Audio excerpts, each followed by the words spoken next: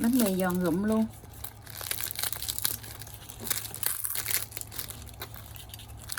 Xin chào cô bác, anh chị và các bạn. Hôm nay mình chia sẻ công thức làm bánh mì giòn Việt Nam. Bánh mì này thì mình làm bánh mì thịt nè, hay là mình làm ăn sáng chung với lại trứng gà áp la cũng rất là ngon luôn. Cô bác, anh chị và các bạn thấy thích thì cùng vào bếp để làm cho gia đình mình thưởng thức nha. Cách làm này thì mình không có cần phải nhồi bột luôn. Bánh mì giòn rất là ngon luôn á. Thành phần nguyên liệu để mình làm bánh mì này thì mình có 300g bột mì. Bột hôm nay thì mình chọn loại bột mì này nè. Cô bác anh chị đi mua bột thì mình coi trên cái bao bì gì nè, có hàm lượng của bột hôm nay thì mình chọn loại bột mì số 13.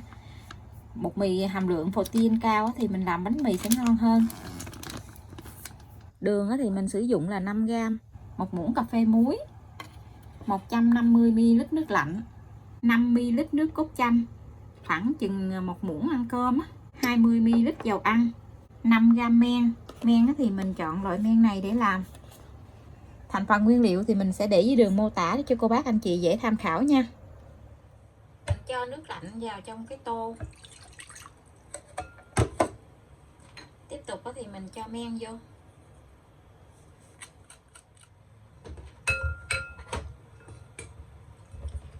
Đường với muối mình cho vô luôn. Dầu ăn với nước cốt chanh. Nước cốt chanh hoặc là giấm cũng được. Mình phải cho nó tan hết cái phần men này ra. Rồi mình cho bột vô.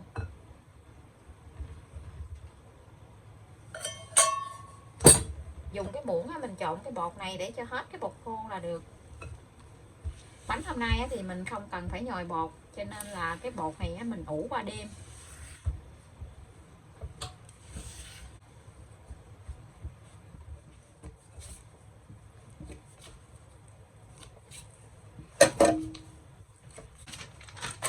Mình sẽ dùng cái bột này nó có cái cọng dây kéo ở bên trên vậy nè. Mình cho tí xíu dầu ăn vô trong cái bột này để cho cái bột nó khi mà mình lấy ra cái bột nó không có bị dính. Mình tha dầu ăn vô trong cái bột này nè.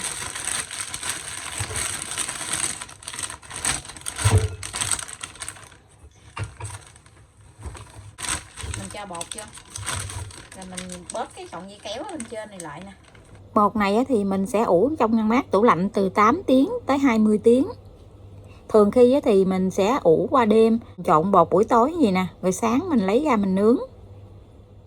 Phần bột của mình để trong tủ lạnh hồi đêm hôm nè. Tới thời gian này thì mình lấy ra thì bột này cũng đã được 10 tiếng rồi. Nó nổi lên rất là bự luôn, gấp đôi luôn cục bột ngày hôm qua luôn á. Giờ thì mình sẽ lấy ra để mình tạo hình bánh nha. Để mình cân lại cái khối bột này coi nó bao nhiêu. Bột này là 500g. Bây giờ nó nở lên vậy là được 500g, tí nữa thì mình dễ chia bánh ra. Bột này thì mình sẽ làm 4 cái bánh. Nếu như cô bác làm nhiều thì mình nhân cái nguyên liệu này lên nha. Tại vì cái lò nướng của mình thì nướng không có được nhiều. Bột nó rất là thơm luôn á. Cái miếng bột này nè, mình không có cần phải nhồi luôn, kéo ra nó không có bị rách á. Bây giờ thì mình sẽ nhồi sơ sơ lại để cho cái bột nó mịn lại nha, để cho nó bể hết cái bóng khí ở bên trong của cái bột á. Lấy cái bao tay ra, mình rửa tay thì mình nhồi bằng tay cho nó dễ nha. Nhồi bằng tay thì mình cảm nhận được cái miếng bột của mình như thế nào. Mình rửa tay sạch thì mình làm bằng tay nó dễ hơn. Mình sẽ tròn cái bột lại để cho cái khối bột này nó mịn lại một chút xíu. Mình chia cái bột này ra làm 4 nha, để mình làm 4 cái bánh.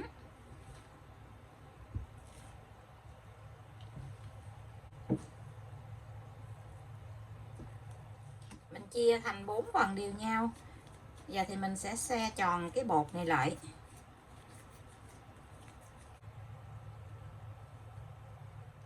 Mình xe tròn bột lại rồi thì mình sẽ cho lên cái khay gì.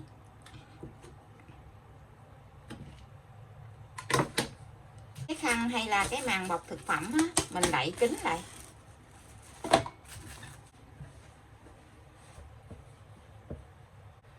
Mình ủ ở đây thêm 15 phút nữa. Bột của mình đã ủ được 15 phút. Giờ thì mình sẽ lấy bột này ra. Mình nhồi sơ lại một lần nha. Mình cứ túm từ ở bên ngoài mình túm vô vậy nè, để cho cái mặt bánh nó được bóng á.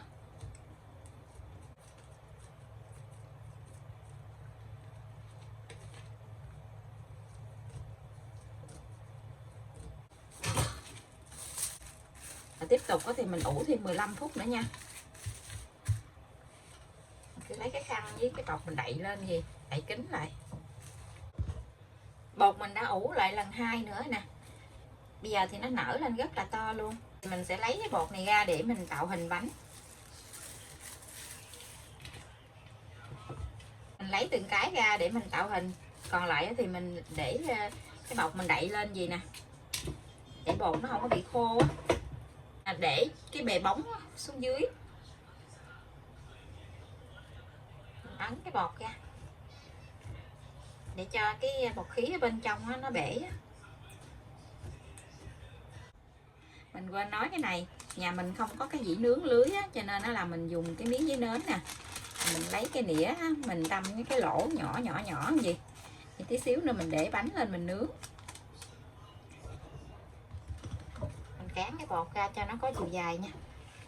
Bây giờ thì cái bột của mình á, khi mình cán ra nó không có bị rút lại á, vì là cái thời gian mình ủ nó đã đủ.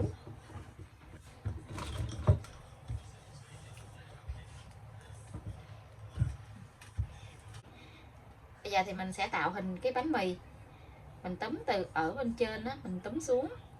Khi mà mình túm lại á, thì mình lấy cái tay á, mình đẩy lên gì. Mình túm tới đâu á, thì mình đẩy lên tới đó nha.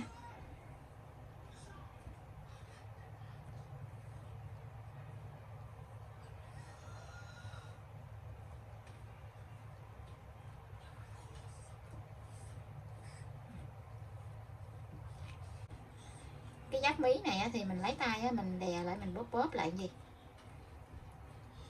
Rồi mình dùng cái tay á, mình lăn lại gì để cho cái độ dài của cái bánh với cái đầu bánh á, nó tròn á, để cho cái đầu bánh nó nhọn nhọn là giống như cái ổ bánh mì Việt Nam á.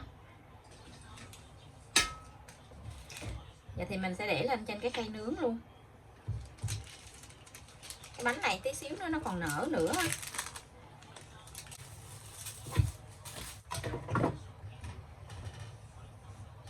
Tiếp tục thì mình sẽ đi làm thêm một cái nữa.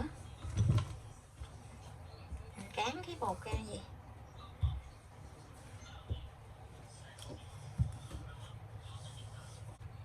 Mình túm từ ở bên trên đó, mình túm lại. Khi mình túm mình lấy hai cái đầu ngón tay vậy nè, mình đẩy xuống, mình ép xuống vậy nè, để cho chính giữa của cái bánh nó phùng lên. Mình cứ đẩy gì. Mình dùng cái tay á, mình lăn cái bánh gì nè, để cho có hai cái đầu nhọn của cái bánh mì á. Nó có hai cái đầu nhọn gì.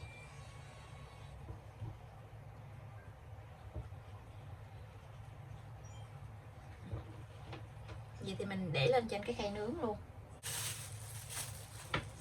Bây giờ thì mình sẽ đậy lên. Mình đậy lên á, mình ủ cho cái bột này nó nở lên gấp rưỡi nha. Lần này thì mình ủ bột thêm 20 phút nữa cho cục bột này nó nở lên gấp rưỡi.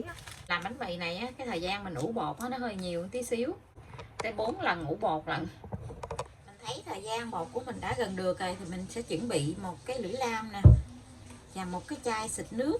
Xịt nước này á, thì mình dùng cái chai xịt phong sương á, để mình chuẩn bị trước nha.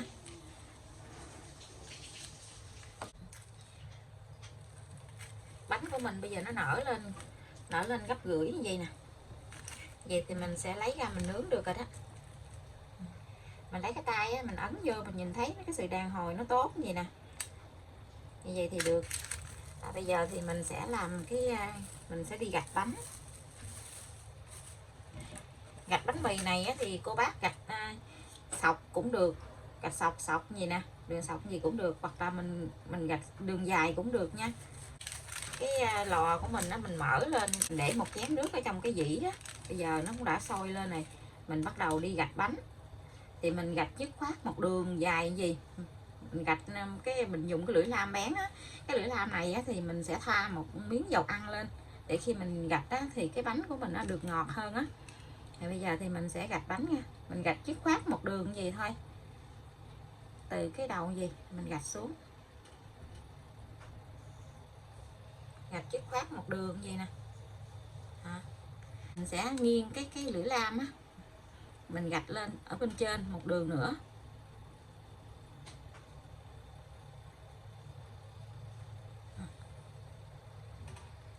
Tiếp tục thì mình gạch thêm cái bánh này nữa. Mình dùng cái lưỡi lam á, nó bén á, thì cái bánh của mình nó không có bị nhăn. Rồi mình nghiêng cái lưỡi lam, mình gạch thêm một đường nữa.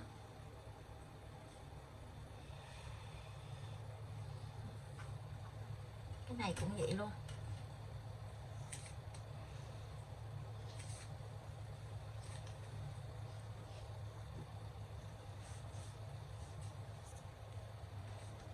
Ok. Giờ thì mình sẽ xịt nước lên liền cái bánh mì. Mình xịt nhiều nước lên để cho nó ướt luôn cái miếng bột luôn á.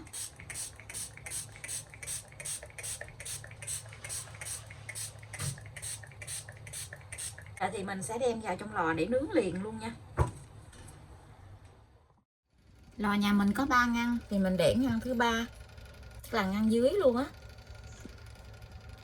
Ở trong cái khuôn ở phía dưới mình đổ một chén nước xăm xắp khoảng chừng 5 ly vậy đó.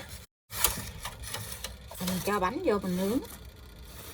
Mình nướng ở nhiệt độ ban đầu là 220 độ C. Mở 2 lửa. Thời gian nướng là 15 phút. Bánh mì nó vàng mặt cái gì nè. Bây giờ thì mình sẽ hạ nhiệt độ xuống. Mình hạ nhiệt độ xuống còn 170 độ C. Vẫn mở 2 lửa. Thời gian nướng của mình là 45 tới 50 phút nha. Để mình nhìn xem cái mặt bánh nó chín vàng là được. Bánh của mình bây giờ nó vàng ươm rồi kìa. Mình sẽ đi chở cái mặt bánh nha, hoặc là mình chở đầu khay á, để cho cái bánh của mình nó được chín vàng đều. Thời gian này thì mình dỡ cái nắp ra được rồi, rồi mình nhanh tay á, mình chở bánh. Bánh mì của mình đã được rồi nè, vàng ươm luôn. Bây giờ thì mình sẽ lấy bánh ra nha. Trời ơi nhìn ngon quá chừng luôn á, nó vàng ươm coi nè, quá chừng ngon luôn, đẹp quá chừng luôn á. Nhìn thấy mê chưa? Còn một cái bên ngoài nữa, mình tiếp tục mình nướng luôn. Dạ 4 ổ bánh mì của mình đã nướng xong. Cái ổ này mình nướng sau nè, cho nên nó bự hơn mấy cái ổ trước. Tại vì mình ủ cái thời gian nó lâu hơn á, cho nên cái ổ nó nở ra bự. Mình lấy ra cái bánh mì nó nổ gắt ra nè.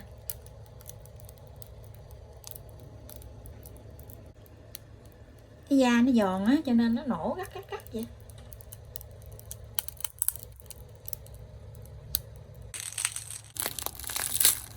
Bánh mì giòn rụm luôn.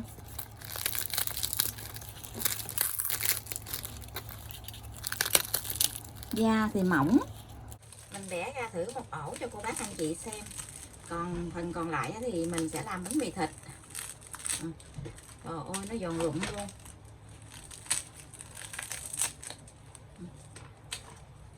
Mình thích ăn cái loại bánh mì mà nó bọng ruột như gì nè. Bánh mì ở bên Nhật có nó đặc lắm.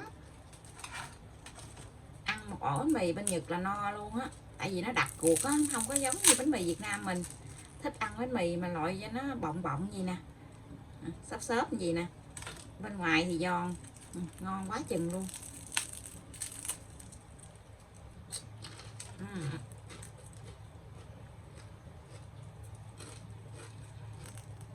Hết sảy luôn á. Cái này một mình chắc ăn hết 2 ổ luôn á.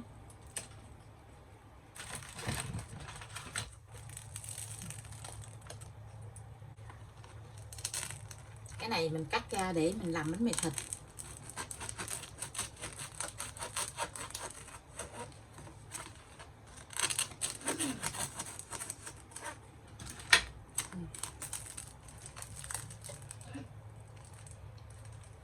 Ngon hết sảy luôn. Cô bác anh chị và các bạn thấy thích đó thì cùng làm cho gia đình mình thưởng thức nha.